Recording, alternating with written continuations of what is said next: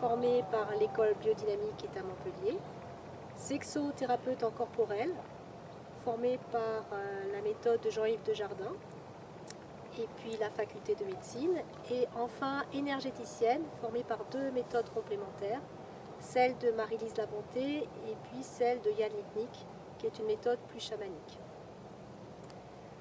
Alors, ça fait maintenant, depuis l'année 2005, que je suis psychothérapeute en individuel, donc ça fait 13 ans que je reçois des personnes assez régulièrement dans la journée.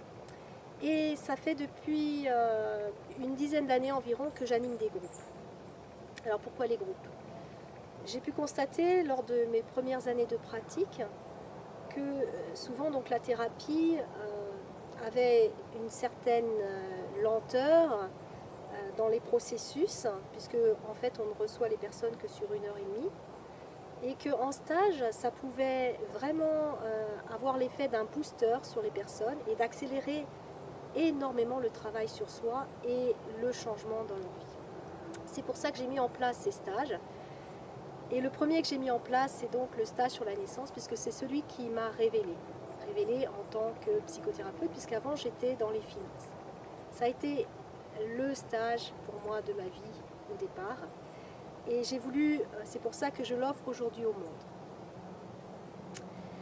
En 2013, j'ai créé l'école de vie La Ruche des Cœurs avec des amis de cœur qui donc maintenant est là depuis quelques années. Et dans cette école, nous animons des stages de développement personnel ainsi que des formations.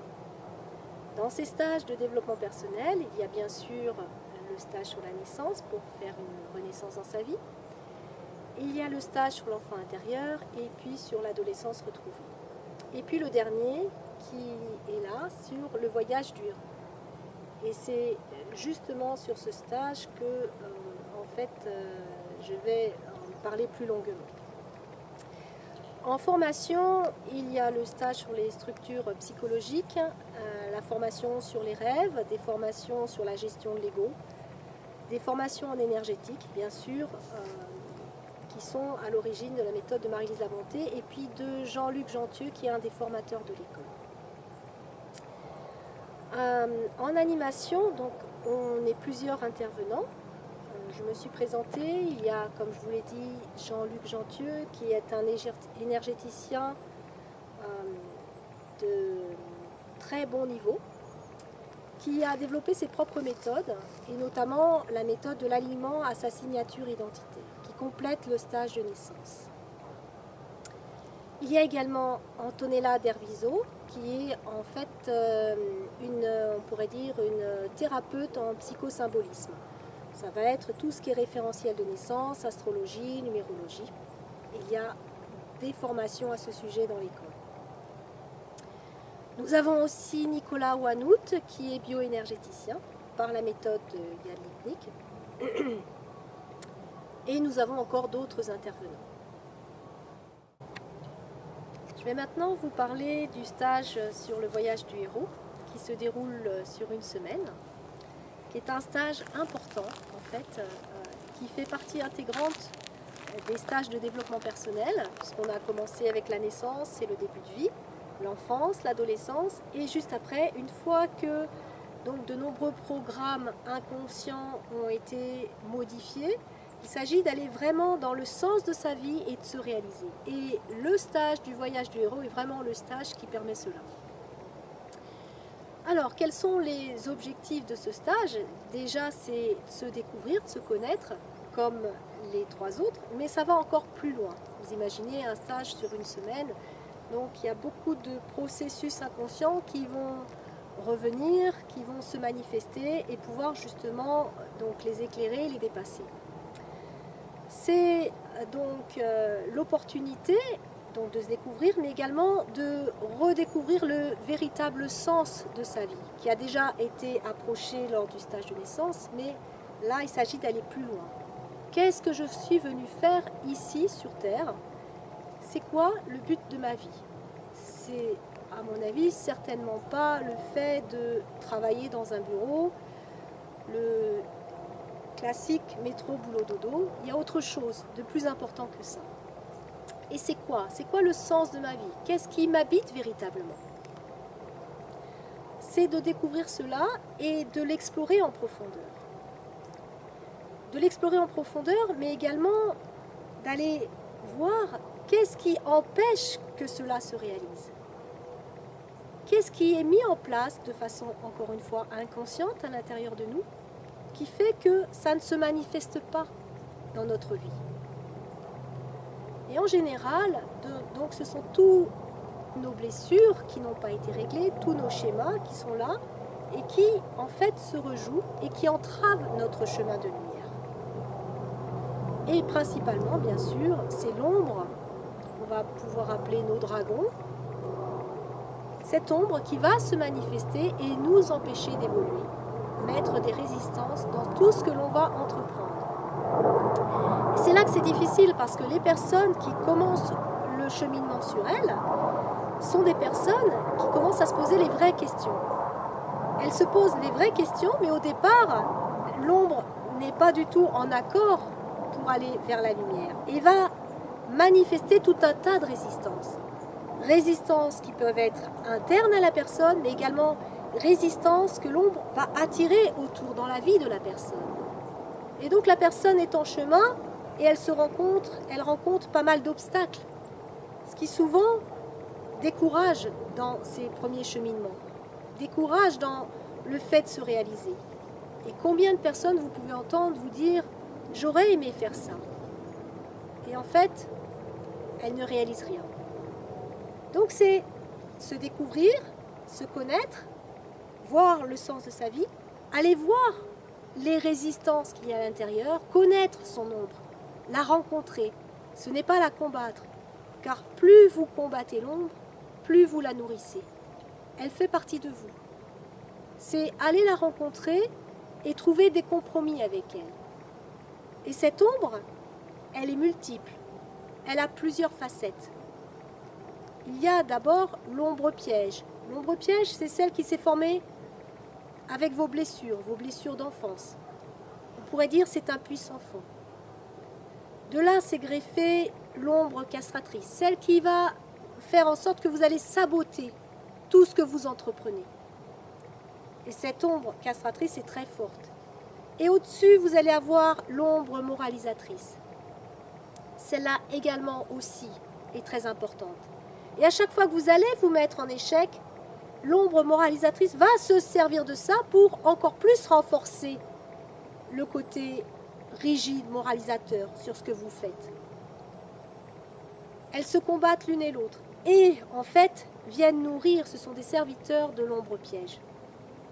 Et au-dessus encore, il y a l'ombre errante. L'ombre errante qui est en fait tous vos potentiels que vous n'avez pas activés, qui ne trouvent pas au départ d'issue, de voie, et qui vont aller vers des pulsions destructrices. Tout ça fait partie de vous. C'est d'aller rencontrer tout ça, de le connaître, et de voir comment vous permettre de sortir de ça, de cette impasse. Quelle est la clé? Quelles sont les clés pour vous sortir de là? À qui s'adresse ce stage? Ce stage s'adresse en fait à tout public en quête de développement personnel, en quête de sens dans sa vie. Donc on a des jeunes en stage qui ont commencé, ils avaient 14-15 ans, vous voyez ces jeunes, jusqu'à 70 ans. Et en fait, il n'y a aucune problématique de décalage d'âge. Ça se marie vraiment, il y a une cohésion qui se forme à l'intérieur du groupe qui est magnifique. Rien n'est par hasard. Les personnes se rencontrent parce qu'elles ont quelque chose à échanger ensemble. Donc ça, je pourrais dire, ça peut aller de 14-15 ans jusqu'à 70 ans. 90 ans, ça sera un petit peu difficile, de par la mobilité, puisqu'on est en corporel. À savoir que ce stage, c'est un stage pratique. C'est-à-dire qu'il y aura un petit peu de théorie sur ce qu'est l'ombre, ce qu'est la lumière. Vous allez aller rencontrer votre héros, ce qui vous anime, le sens de votre vie, et puis rencontrer les obstacles, comme je l'ai précisé juste auparavant. Ce stage est très important justement pour votre réalisation. Et il est important que ça touche tous les niveaux de l'être et pas seulement au niveau du mental. Donc il est important que l'évolution se fasse aussi bien au niveau de la psyché, du corporel, de l'émotionnel et de l'énergie qu'il peut y avoir autour de nous, sur tous les plans de l'être. Et c'est là que le véritable changement peut s'inscrire, quand cela touche tous les aspects de votre être.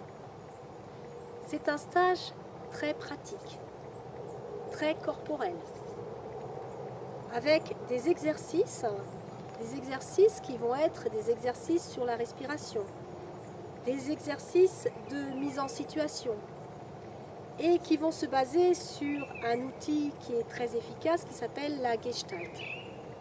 Qu'est-ce que la Gestalt? La Gestalt, c'est un outil qui part du principe que tout est parti de vous, surtout ce que vous voyez dans vos rêves, ou ce qui est mis dans votre vie. Par exemple, cet arbre est une partie de moi, celui-là aussi. Ils expriment des choses qui sont en relation avec moi, puisque tout est en relation dans l'univers. Et quand je rêve que je suis dans une forêt, cette forêt a un sens. Elle va évoquer ma psyché. Qu'est-ce qui se passe dans mon mental? Et tout est parti de moi, donc c'est d'aller rencontrer toutes ces parties, de voir leurs relations, les relations entre elles et le sens. Et qu'est-ce que ces parties ont à dire?